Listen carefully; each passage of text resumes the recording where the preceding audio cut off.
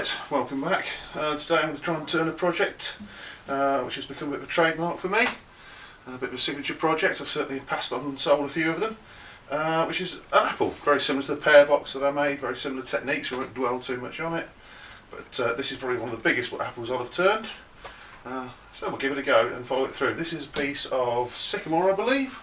Oh no, I tell you what, ash. I've been drying over a year now, and it's nice and ready for turning. So let's see what we produce. Okay, all I've done is rounded it off and put a 10 on each end so I can properly mount it into the chuck, which we'll do now, and we'll take it from there. Using bowl gouge, I'm just going to shape it up now. Effectively what you want to do is create the sphere that's going to be the apple. I want to leave it a little bit thick in the middle, so it's like two hemispheres with a bridge between them. Maybe more obvious once I've turned it, but that's where I'm going to make the cut, so I want to leave a little bit of room for making the join between the two pieces, but try and keep the grain match at the same time. So let's see how I get on with shaping.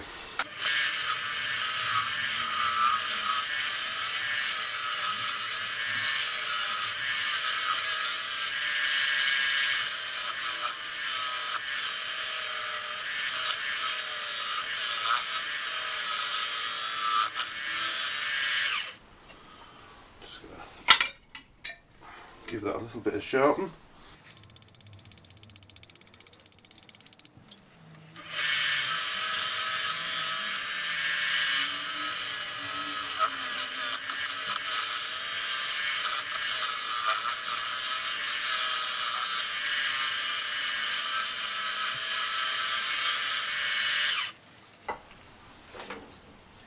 So there we have the basic apple shape. I've gone for quite a tall apple, though I will lose, as I said, some bit out the middle here when I make the join between the two holes ready for hollowing out, which is the next part of the process.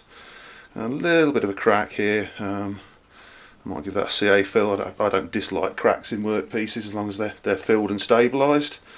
I think they add to the feel of the piece. So I think now I'm going to turn it into the two holes, so I can hollow out the bottom here, then I can remount this and hollow out the top.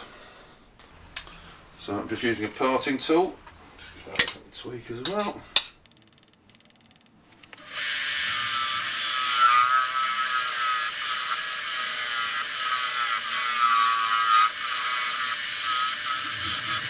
Okay, and then just an arrow parting tool.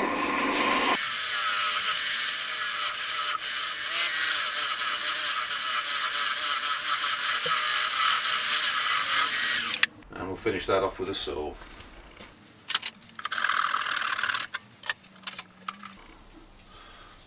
And there we have the top of the apple and the bottom separated. So the next thing is to hollow and then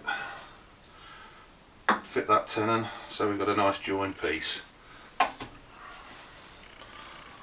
I always just like to give the chuck a tweak before we go on to unsupported hollowing, just to make sure it really has got a grip.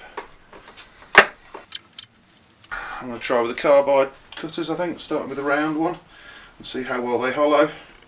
I've had some success, I'm starting to enjoy them, so let's see how we get on here.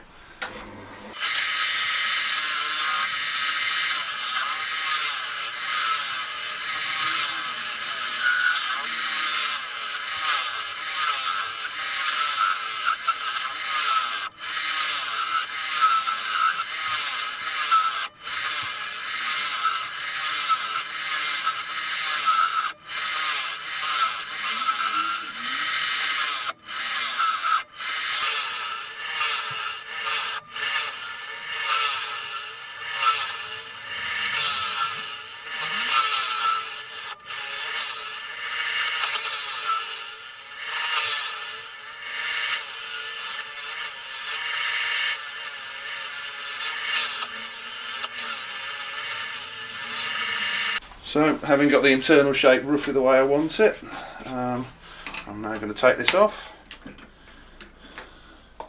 and remount what's going to be the top. Don't worry, I'm not going to leave that bit there.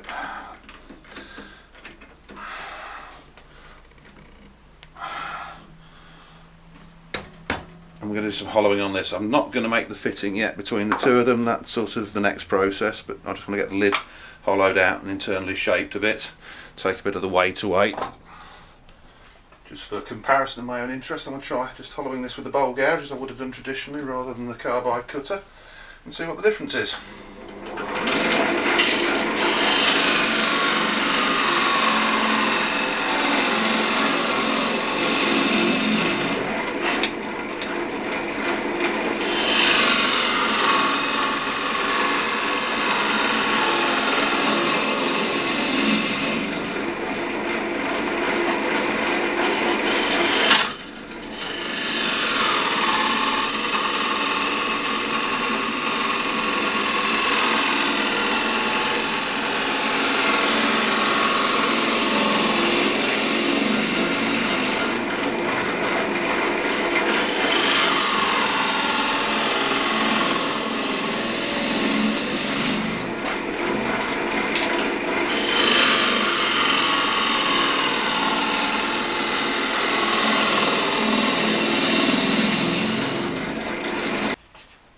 Okay, fairly happy with that. And just unfortunately a bit of chip out around the lip.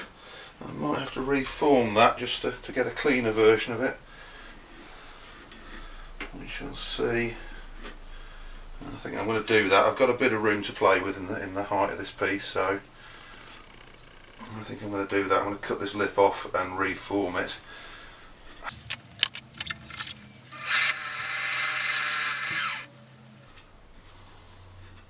Yeah, it's considerably better. Right. I'll just give it a quick rough sand to get rid of some of those edges I've got there, and then we're ready to make the join. Okay, I've just remounted the bottom of the apple. I'm just going to give it a scrape the inside out and just get it sort of as I want it shape wise, and then I'm going to form the recess that I'll need to marry into that side and form the join.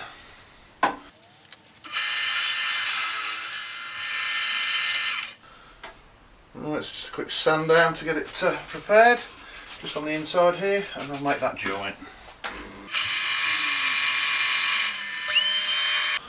Well, as you can see, we've already got pretty close to that fit, so I'm not going to need to take too much away to get the joint I want. I want this to be not a click joint, not a tight joint, just something that gently rests together but doesn't have too much slop in it, which is where I usually go wrong and make a mess of it. So I'm going to try and do this gently.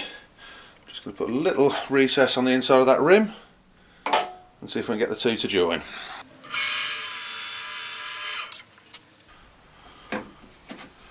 There we go, fairly happy with that first time. Literally just needed a bit of a lift there, and now we have the joined piece. Right, so I'm going to clean up the inside of this and the inside of the other piece, sand them up and seal them and finish them, and then I'll bring the whole thing back together as one unit and we can start working on the outside finish. Amazing, this is actually already dry, that's how fast it goes. So what I tend to do these days is put 2 coats of it on, let both of them dry, and then start the sanding process to get the finish nice and smooth. And I'll put some friction polish on at the end. Just get the excess and bits off that one.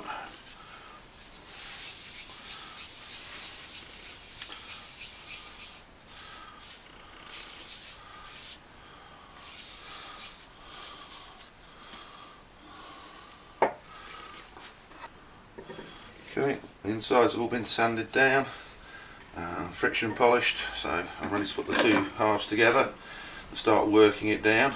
But first of all, I want to get a rough shape on these pieces.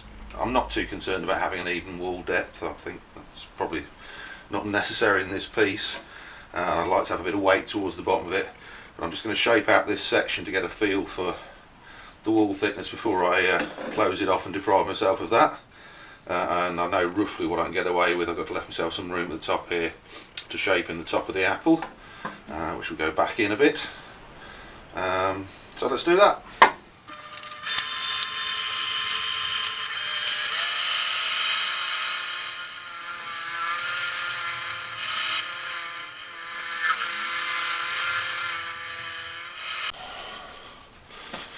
So I've got a nice smooth profile on this. I'll finish this off in another set of jaws, which you'll see in a bit, to get the back shape, just as I do with the bowl. But now I'm just going to line up the grain, bring up the tailstock,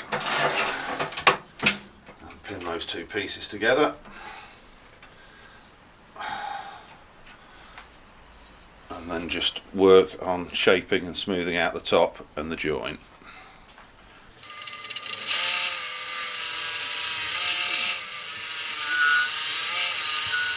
Well, I've got it trapped this way. I'm just going to work this tenon down because I don't now need it, and start to sort of take a shape into the depression in the top of the apple.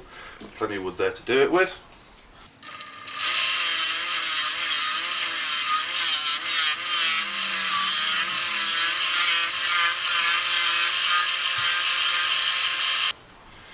Everything mounts up in the cold jaws, so I'm going to finish off what is now, this is the base of the piece, and then we'll chuck the top and do the same. The bottom really is just a matter of getting a nice surface for it to sit on and the right sort of shape, so I'm really just going to carve away the foot and put a little bit of a concave into the base.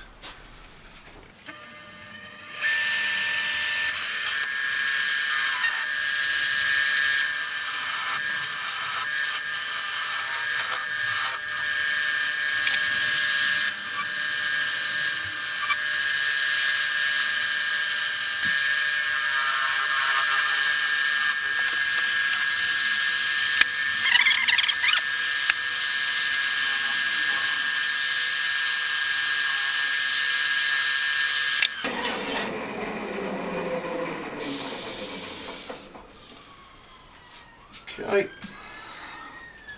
again I'll save you the sanding and we'll come back when I've got the other piece chucked up to do the top.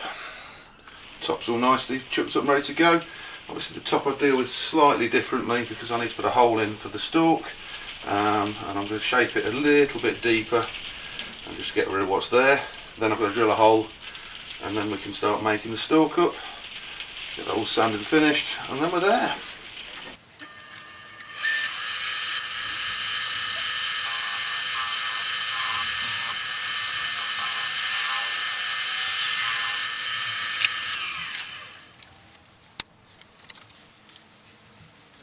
A 6.5mm drill bit in the Jacob's chuck, which I think will be about right for this scale.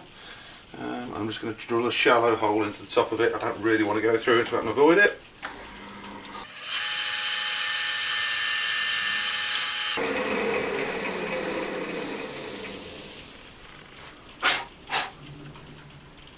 Yeah, I think that should be enough just to attach the stalk. It was really decorative.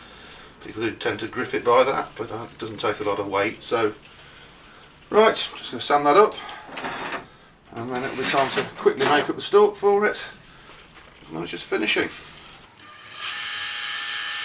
This is just a little piece of African blackwood, and I'm going to shape it by running it over the sanding machine and just trying to get a nice organic shape that looks a bit like a stalk.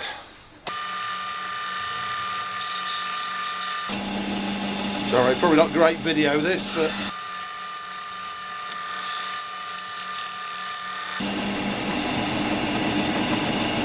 and there we have it. So the natural looking stalk or stem. Go and glue that in. So, a bit of a radical moment off camera. When I'd finished it, I decided it looked a bit boring and plain. I thought, well, I've got a bit of room to play with in terms of timber depth here. So what I'm going to try and do is actually put sort of a more naturalistic apple finish on it. So far I've salted it with a Dremel and found actually for getting the bigger primary marks probably better to take it to the sander, so I've just been running that against the belt sander. I'm going to continue doing that, see if I can get a bit more shape into it, and then I'm going to try and gently smooth it all out and make it a bit more natural looking using the Dremel.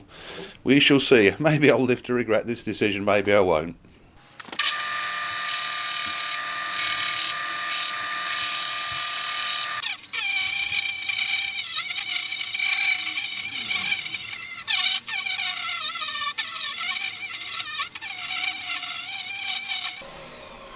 Okay, well, it's sort of interesting. It's getting the sort of a bit more of the feel I want, but I want to take it round to a very smooth finish again. So I think I'm going to have to use some quite high grit sandpaper, 80 grit, the new sheet I think, and just try and smooth all those shapes in and see where we get to.